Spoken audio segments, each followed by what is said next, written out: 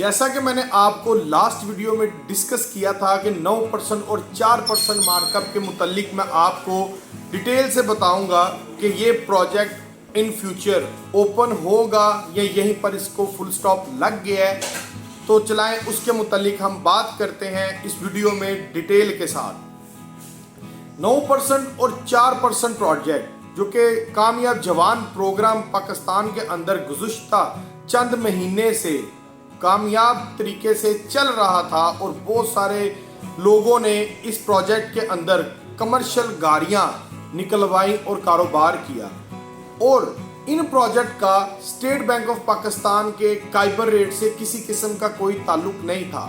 ٹھیک ہے، اس کا جو اپلائی ہے آن لائن کیا جاتا تھا اور اس کی تھوڑی سی جو کرائیٹیریا تھا ٹف تھا. لیکن اس کے برعکس ایک اور ریسنٹلی ایک پروجیکٹ تقریباً کوئی 5 سے 6 ماہ قبل ایک لانچ ہوا جس کا نام تھا صاف سکیم. 9% پروجیکٹ لانچ ہوا جس کی جو کرائیٹیریا بہت ہی زیادہ آسان تھا.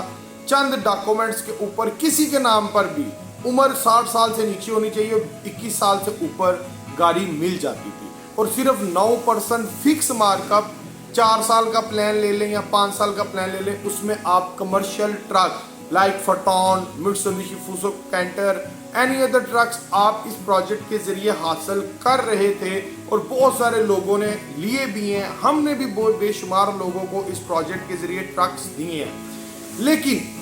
لیکن عوام کا سوال جو مجھ سے آج کل سب سے زیادہ پوچھا جا رہا ہے کہ اویس بھائی کیا یہ پروجیکٹ ری اوپن ہوگا کہ نہیں ہوگا.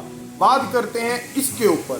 دیکھیں بیسیکلی سٹارٹنگ میں جو پوائنٹ تھا نا، جو بات تھی، 2 پہلو ہیں ان پروجیکٹ کے. جو 4% تھا وہ تو وزیر اعظم صاحب آئے، انہوں نے اوپن کیا، نئے آئے انہوں نے اپنا نام لگا کے پھر اوپن کر لیا. اس کے بعد جب نئی حکومت یہاں پر جنریٹ ہوئی لائک نون لیگ سے پی ٹی آئی پھر نون لیگ، انہوں نے پھر اس کو تھوڑی دیر چلایا اور بند کر دیا. اس کی ریپلیسمنٹ میں انہوں نے ایک پروجیکٹ اوپن کیا پنجاب روزگار سکیم، جس کے اندر آپ صرف 5 لاکھ روپے تک قرضہ لے سکتے ہیں. اس سے زیادہ آپ قرضہ نہیں لے سکتے اور آن لائن اپلائی ہوتا ہے. اس کا پنجاب گرین ڈیولپمنٹ کے نام سے اور پنجاب روزگار سائٹ ہے، وہاں سے آپ اپلائی کر کے 2000 کا بینک میں کسی بینک کو بھی سی سی میں رکھ کر آپ 5 لاکھ روپے حاصل کر سکتے ہیں. وہ اس کی ریپلیسمنٹ میں. لیکن وہ 4% وہ نہیں ہے جس میں آپ کم از کم آپ 10 ملین تک بھی گاڑی حاصل کر سکتے تھے. وہ سلسلہ پاکستان کے اندر ختم ہو گیا. اب ہوا کیوں، بات کرتے ہیں اس کے اوپر بھی. پہلے ہم 9% کا بھی بتا لیں. 9% جب اوپن ہوا تو بیسیکلی فیڈرل گورنمنٹ کا جو پیسہ تھا نا وہ تھا اسٹیٹ بینک آف پاکستان کے اندر. فیڈرل گورنمنٹ نے اپنے پیسے کی ڈیمانڈ، بھائی مجھے میرا پیسہ واپس دو. اسٹیٹ بینک آف پاکستان نے اس پیسے کو پھر نکالنے کی کوشش کی. جہاں سے یہ پروجیکٹ کی بنیاد ہوئی، سٹارٹ ہوا، میں آپ کو وہ ڈسکس کر رہا ہوں کہ یہ سٹارٹ کہاں سے ہوا. ٹھیک ہے، انہوں نے اس پروجیکٹ کو نکالنے کی کوشش کی کہ بھائی یہ اسٹیٹ بینک کے پاس جو فیڈرل گورنمنٹ کا فیڈرل کا پیسہ ہے اس کو نکال لیں.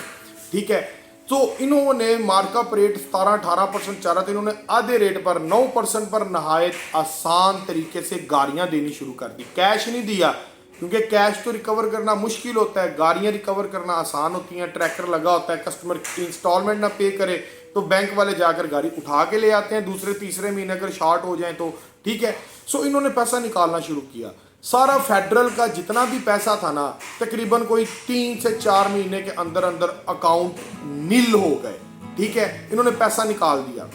لیکن اس کے بعد عوام کو 9% کا چسکا پڑ گیا کہ بھائی ہم تو اب گاڑی ہی کمرشل ہی کچھ بھی لیں گے، ہم تو صرف 9% کے حساب سے لیں گے، ہم اس اوپر پے نہیں کریں گے. لیکن اب ان کو کیا پتا کہ بھائی جان پیچھے کہانی یہ چلی ہے، اب وہ پیسے ہی ختم ہو گیا ہے تو 9% میں آپ کو کہاں سے وہ کر کے دیں.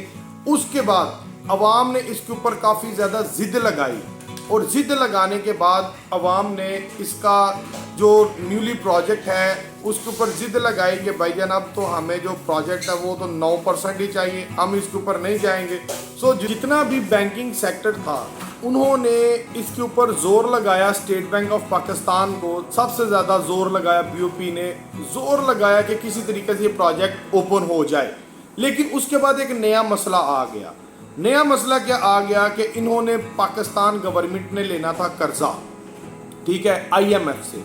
IMF سے جب انہوں نے قرضہ لیا انہوں نے اپنی کچھ شرطیں رکھ دی، جس کے اندر انہوں نے کہا کہ پاکستان کے اندر جتنی بھی سبسڈی ہے، یعنی کہ جتنی بھی فیور دی جا رہی ہے عوام کو، سبسڈی دی جا رہی ہے، اس کو ختم کر دیا جائے، نست و نابود کر دیا جائے، تباہ و برباد کر دیا جائے، عوام سے چھین لے۔ سو انہوں نے سب سے پہلے سبسڈی چھینی الیکٹریسٹی بل کے اندر، جس کے اندر تقریباً 6% سبسڈی لگ کے آتا تھا بل، اور 6% ٹوٹل اماؤنٹ کا کوئی فیول ایڈجسٹمنٹ نہیں تھی ہوتی، ٹوٹل اماؤنٹ کا 6% ڈسکاؤنٹ ہو کر آپ کو بل جو ملتا تھا وہ آتا تھا۔ سو سب سے پہلے انہوں نے اس سبسڈی کا ستیہ ناش کیا۔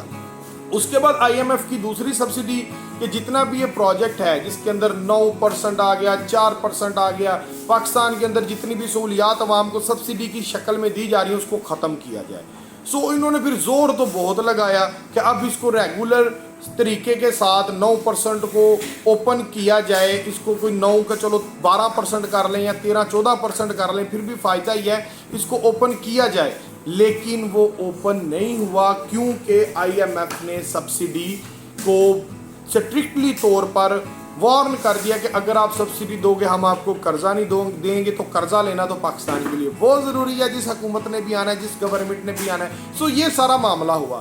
اب جو نیکسٹ ہے، اب یہ ڈیپینڈ کرتا ہے پروجیکٹ ان فیوچر کہ لائک جو گورنمنٹ آپ کی نہیں آتی ہے، کوئی بھی گورنمنٹ آتی ہے، لائک نون لیگ آ گئی، PTI آ گئی، اینی ادر ایلس، کوئی بھی گورنمنٹ آ کے اپنا اقتدار سنبھالتی ہے، ٹھیک ہے، پراپر سیٹ پر بیٹھتی ہے، تو پھر چانسز ہیں کہ یہ پروجیکٹ اوپن ہو، ادروائز کوئی چانسز نہیں ہے۔ سو آپ لوگ اپنا ٹائم ویسٹ بالکل بھی نہ کریں کہ اس کے اوپر آپ جائیں، یہ معاملہ بالکل بھی نہیں ہوگا۔ جن بھائیوں نے بزنس کرنا ہے وہ ریگولر طریقے کے ساتھ بزنس کر سکتے ہیں، ٹرکس لیں، کارز لیں، جو بھی آپ نے لینا ہے ریگولر طریقے سے لیں۔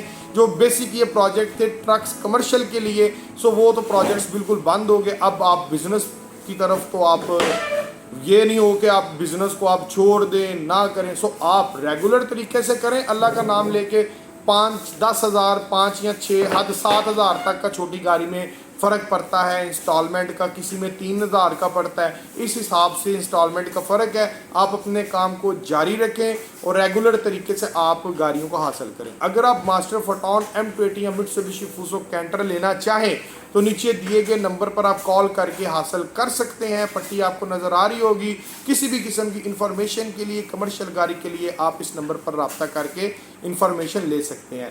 اسی کے ساتھ اجازت دیجیے گا، محمد اویس امید کو ویڈیو میری اچھی لگی ہو تو انشاءاللہ تو بھائی کے چینل کو ضرور لائک کر دیجیے گا، اور بیل آئیکن کا بٹن دبانا آل کر کے نا مت بھولیے گا۔ بیل کا بٹن پریس کریں گے، آل کا آپشن آئے گا، پریس کر دیجیے گا تاکہ آپ کو ہر ویڈیو کا نوٹیفیکیشن ریسیو ہو جائے۔ اسی کے ساتھ اجازت دیجیے گا، انشاءاللہ تعالی ملتے ہیں ایک نئی ویڈیو میں، تب تک کے لیے اللہ حافظ۔